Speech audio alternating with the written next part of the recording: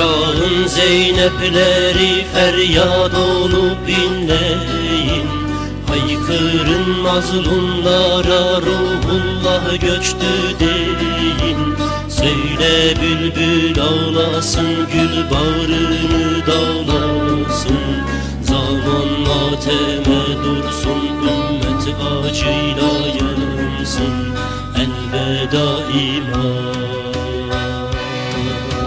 Ey çağın put kıranı, ey zamanın Hüseyin'i, muhteşem kıyamınla ezdin küfrün beynini.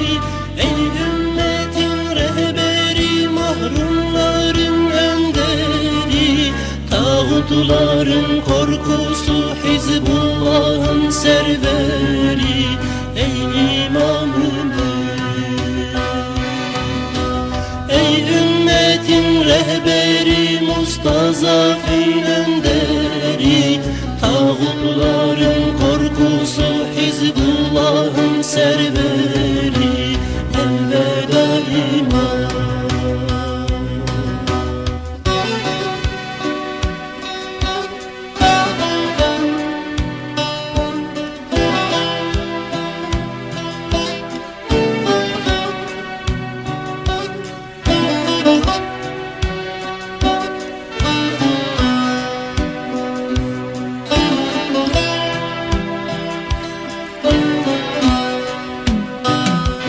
Takva elbisesine, irfan medresesine, secdelerde eriştin imanın zirvesine. Dökülünce dilinden bir sözcük, bir kelime, milyonlar şaha kalkar, yürekler lime lime. Elveda iman. Laleler kana boyandı, ölüme adandı. Birer birer tağutlara namlular uzandı. Dağlar taşlar uyandı, göklerde kuşlar uyandı. Kabe kana boyandı, ah ümmet uyanmadı. Ey imamım, dağlar taşlar uyandı, göklerde kuşlar uyandı. Kabe kana boyandı, ah ümmet uyanmadı. Elveda iman.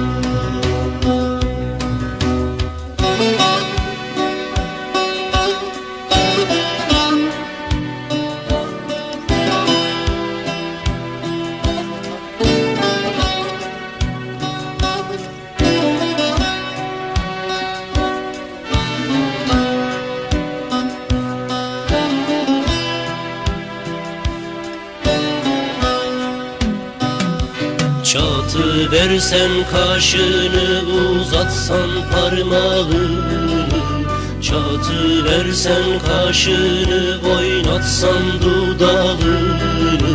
Söndürürdü Hizbullah şeytanın ocağını, söndürürdü Hizbullah şeytanın ocağını. Ey imamım,